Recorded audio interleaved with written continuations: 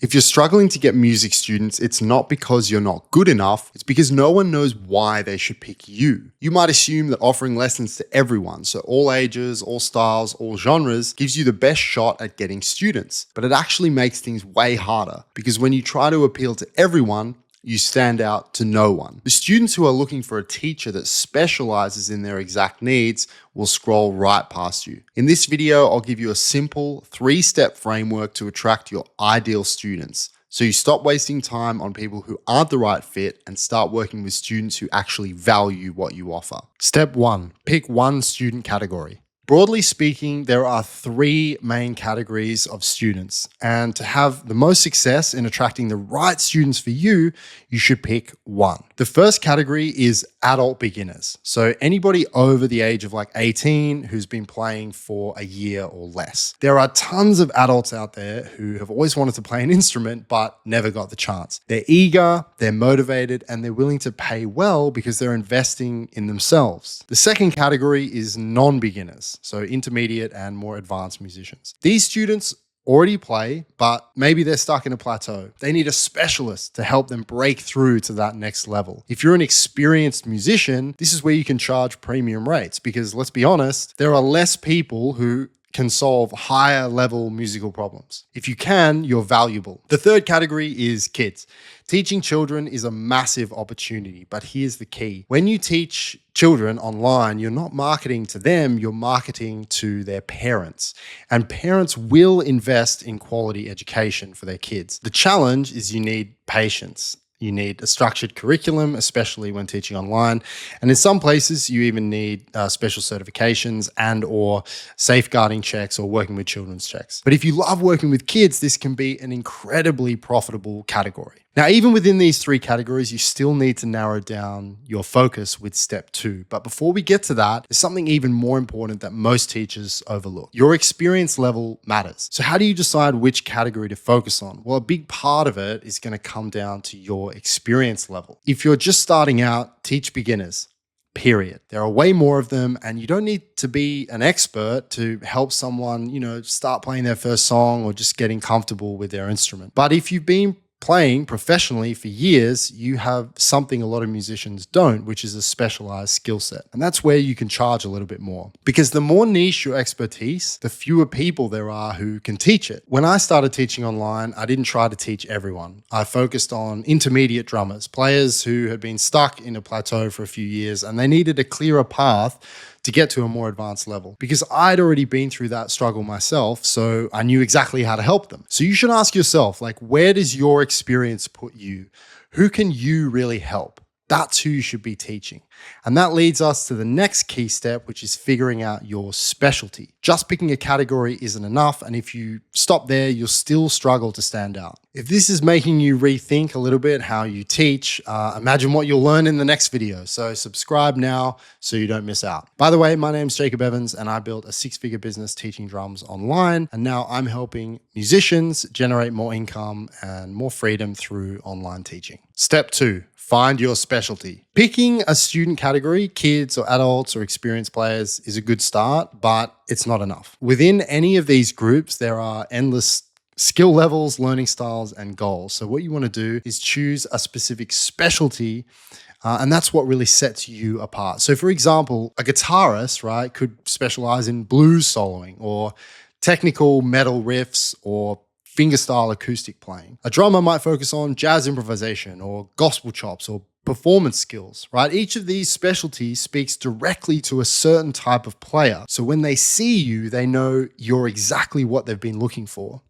And here's something most people overlook. Each specialty has beginners, intermediate, and advanced players within it. That's why defining what you teach isn't just about skill level, it's about what you actually help people achieve. So how do you figure out what your specialty should be? Again, you should start with your own strengths and passions. And for me, I wasn't just teaching drummers, I focused on helping them develop flow and fluidity with their improvisation on the drums. And that's something that I personally struggled with when I was learning, and it's where I knew I could provide real value. So ask yourself, what do you love to play? What problems have you already solved in your own playing? That's your specialty. And once you've found your specialty, the next step is even more important because this is where most musicians go wrong. I don't know why, but this sweater is kind of reminding me of Logan Roy in Succession.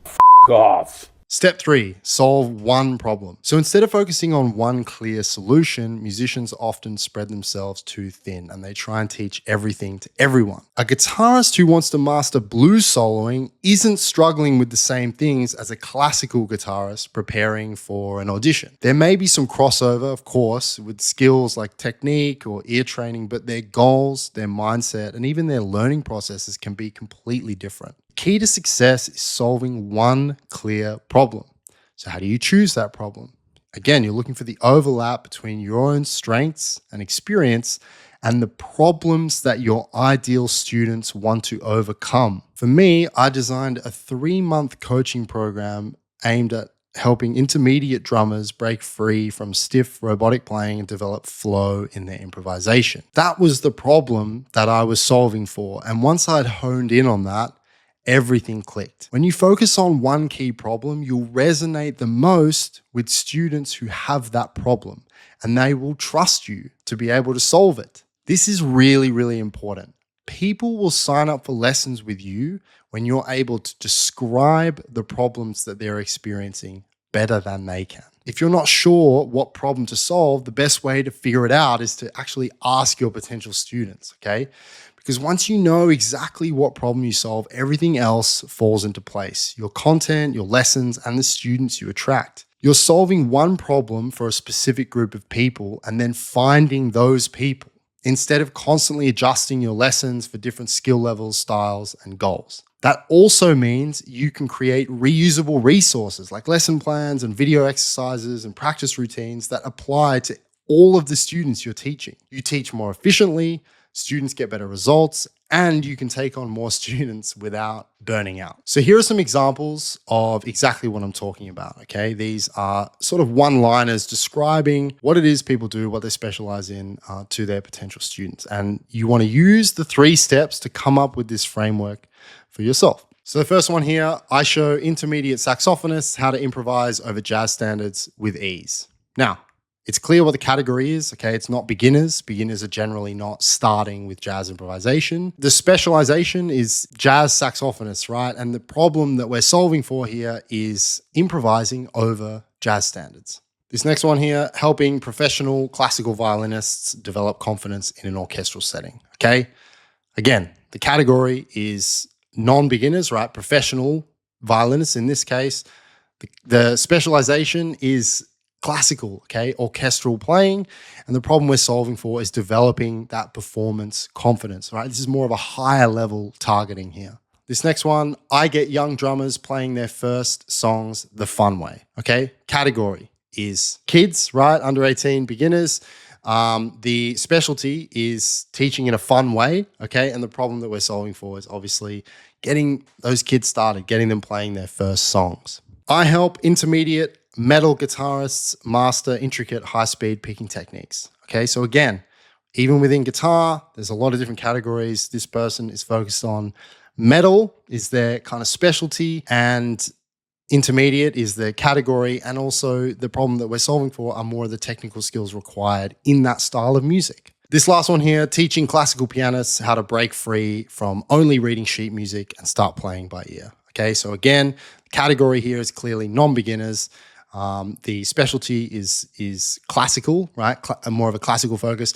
And the problem here is really specific, and this is something that's very common. Classical musicians who feel very tied to sheet music, and they don't necessarily have the skill set to improvise and play more by ear. So it's a great kind of little one-liner here for someone teaching that. So using the 3-step framework in this video, you want to have a think about, what your one-liner would look like within this framework. When you teach students who share your interests, teaching becomes fun. Think about it.